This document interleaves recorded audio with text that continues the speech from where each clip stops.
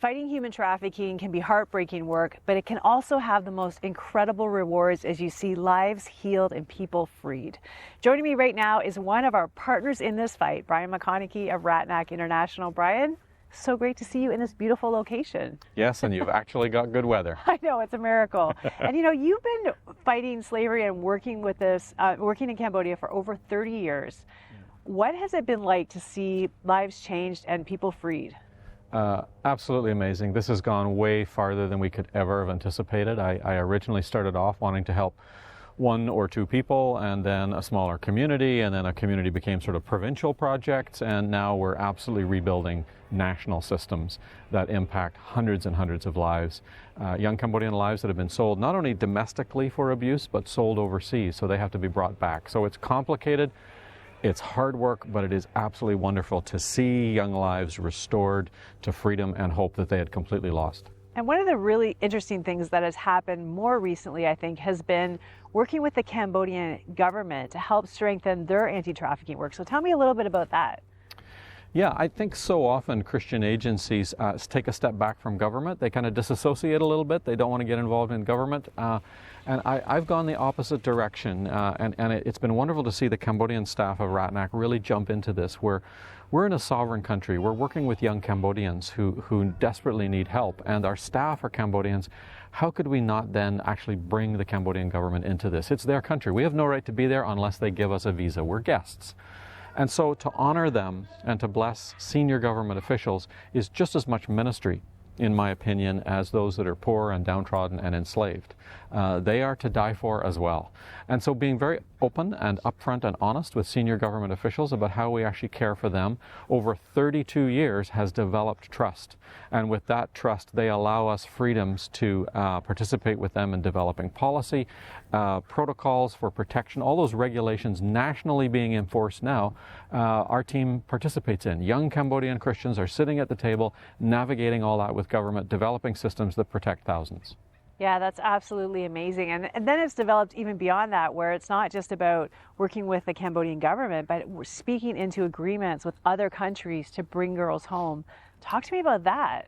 Because of the trust level and because we've honored them and we've been upfront with them and we always do what we say we're going to do, they have invited us in as subject matter experts to the negotiations for bilateral agreements from other countries to get undocumented young Cambodians back home. What that means is when young Cambodians are sold overseas, the traffickers will destroy their passports and visas. So now they're illegal in whatever country they're in. And so if they escape, they'll simply be arrested and imprisoned in China and Malaysia and Thailand, wherever.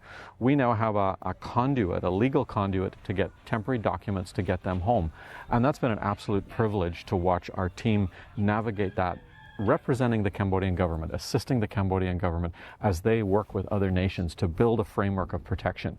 What an absolutely wonderful thing as Christians to be exercising that freedom that almost mirrors the character of God for justice and for freedom. It's a wonderful, wonderful place to have landed. A lot of these women that are repatriated home have incredible stories of escape. What do some of them have to go through in order to get out of their situation? I was told by some of our Cambodian staff a while ago that really all of the lives we deal with, you could do a movie on every one of them. The torment they go through, either slave labor in terms of working in factories or working in the fields, but also sexual abuse and sexual slavery. It's profound in terms of the abuse, and so it's so bad they find ways to escape, and we've had them jump out of upper story windows, running through jungles, jumping out of moving cars. One in China some time ago swam through the sewers to get out. I don't know how bad it has to be for that even to become viable. We don't know how many people never get out, how many people die in this process of escaping, but certainly the ones we have, there's numerous dramatic stories of escaping, and then finally getting to our center and finally realizing they are safe and finally realizing there are people that do care for them. They are not product.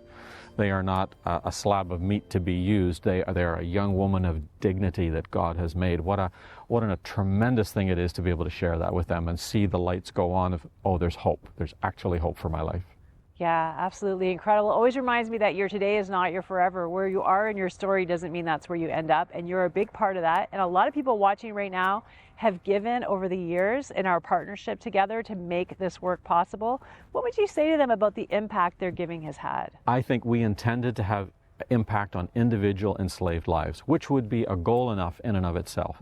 But God has taken it so much farther, so that we're now building into these national systems where you have a country that was ravaged by civil war, by genocide. It was considered and described by many in the past as a basket case country.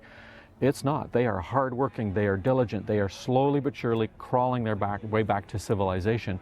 And we're in the front edge of all that work to see them protect their own people. So the systems are huge. The lives that are being impacted are direct in our programs, but there's also numerous lives we don't even see that because of the protocols and the regulations in place, they too are kept safe. So it's far wider than we could ever have anticipated, impacting thousands. Wow. Brian, we are so privileged to partner with you. Thank you for all you do, and thank you for giving us this amazing update. Thank you. It's my pleasure.